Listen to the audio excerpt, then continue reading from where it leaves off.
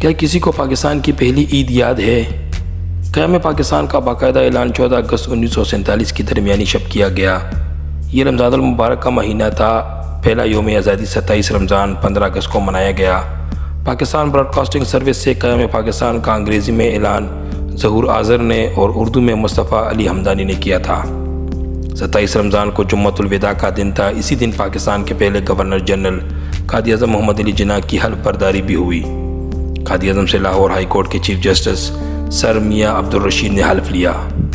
قائد اعظم نے برطانوی حکومت کی طرف سے فراہم کردہ حلف نامہ پڑھنے سے انکار کر دیا اور حلف کی عبارت تبدیل کر دی۔ اسی حلف کے آخری الفاظ یہ تھے: میں پاکستان کے بننے والے آئین کا وفادار رہوں گا۔ پھر گورنر جنرل نے نئی کابینہ سے حلف لیا اور اسٹیج سے نیچے آ کر پاکستان کا پرچم لہرایا۔ 18 اگست کو عید الفطر آ گئی۔ اس دن قائد اعظم نے قوم کے نام پہلا پیغام جاری کیا۔ اس پیغام میں کہا گیا تھا: اس میں شک نہیں کہ ہم نے پاکستان حاصل کر لیا، لیکن یہ تو محض آغاز ہے۔ اب بڑی بڑی ذمہ داریاں ہمارے کندھوں پر آن پڑی ہیں۔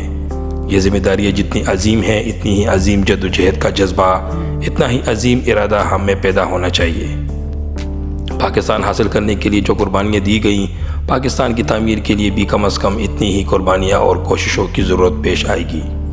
یہ تو قائد اعظم کا پیغام تھا، لیکن اس سے بھی زیادہ اہم یہ تھا بانی پاکستان نے بطور سربراہ مملکت اپنی پہلی عید کیسے منائی۔ یہ تفصیلات جنرل محمد اکبر خان کی کتاب میری آخری منزل میں ملتی ہے۔ اکبر خان فوج کے سب سے سینئر مسلمان فوجی افسر تھے۔ قائد اعظم نے انہیں بتایا کہ میں عیدگاہ میں عام لوگوں کے ساتھ نماز عید ادا کروں گا۔ قائد اعظم اس موقع پر کوئی انتظامات نہیں لینا چاہتے تھے، نہ ہی انہوں نے اگلی صفوں میں اپنے لیے جگہ محسوس کرنے کے لیے خواہش ظاہر کی۔ انہوں نے صرف اتنا کہا کہ میرے لیے لاؤڈ سپیکر کا بندوبست کر دینا، کیونکہ میں قوم کو عید مبارک کہنا چاہتا ہوں۔ قائد اعظم عید کی نماز پڑھنے سے چند منٹ قبل عیدگاہ پہنچے۔ جنرل اکبر خان نے امام مسجد سے کہا کہ لاؤڈ سپیکر کا انتظام کر دیا گیا تھا۔ جب مائکرو فون کو ٹیسٹ کیا جا رہا تھا تو 3 مولوی صاحبان نے اسے شیطانی آلہ قرار دے کر استعمال کرنے سے منع کیا اور مائکرو فون چھین لیا۔ اتفاق سے مائکرو فون میں کرنٹ آ گیا اور ایک مولوی صاحب جھٹکا کھا کر زمین پر گر پڑے۔ جنرل اکبر خان نے ان سے گزارش کی کہ آپ نماز میں خلل نہ ڈالیں اور آرام سے بیٹھ جائے۔ پھر قائد اعظم تشریف لائے۔ قائد اعظم نے احتیاط سے مائکرو فون پکڑ کر مختصر تقریر شروع کی۔ انہوں نے کہا کہ آج کل ہم ایک آزمائش سے گزر رہے ہیں۔ ہم خون میں لت پت مسلمانوں پر ظلم کے سیاہ بادل چھائے ہوئے ہیں، لیکن ہم دشمن کے ناپاک ارادوں کو ناکام بنائیں گے۔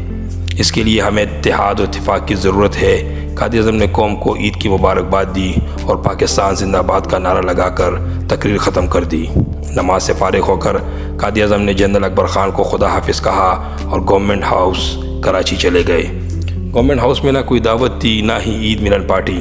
3:30-4 بجے گورنر جنرل کے ملٹری سیکرٹری نے جنرل اکبر خان کو فون پر کہا: آپ اور بیگم صاحبہ 4:30 بجے گورنمنٹ ہاؤس آ جائیں۔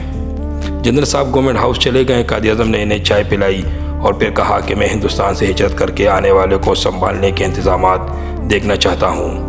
قائد اعظم یہ دیکھنا چاہتے تھے کہ عید کے دن ان کی حکومت کیا کر رہی ہے۔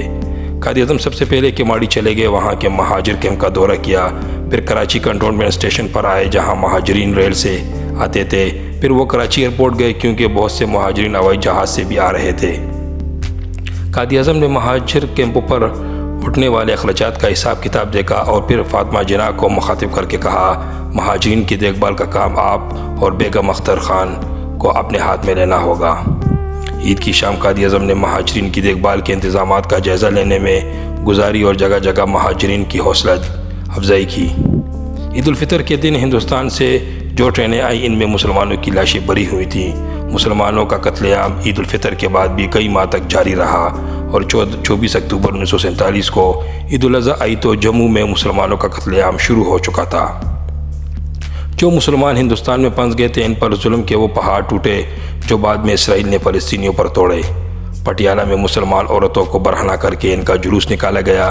یہی وہ زمانہ تھا جب دلی میں حبیب جالب اور ان کے بھائی مشتاق آل انڈیا مسلم لیگ کے جلسوں میں نعتیں پڑھنے کے باعث انتہا پسندوں کی نظروں میں آ چکے تھے۔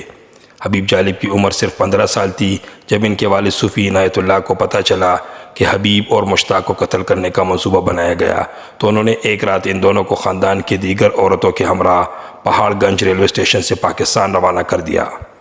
اس ٹرین پر بھی جگہ جگہ حملے ہوئے۔ یہ ٹرین پہلے لاہور پھر کراچی پہنچی، لیکن یہ سفر حبیب جالب کو کبھی نہ بھولا۔ جالب نے اپنی نظم قائد اعظم دیکھ رہے ہو اپنا پاکستان میں کہا، کتنے سر کٹوا کر ہم نے ملک بنایا تھا، دار پر چڑھ کر آزادی کا گیت سنایا تھا، اس دھرتی سے انگریزوں کو دور بھگایا تھا، اس دھرتی پر آج مسلط ہیں ان کے دربان، قائد اعظم دیکھ رہے ہو اپنا پاکستان۔ ایک اور غزل میں حبیب جالب کہا، بہتے لہو میں سب تیرا مفہوم بہہ گیا، 14 اگست کو صرف تیرا نام رہ گیا۔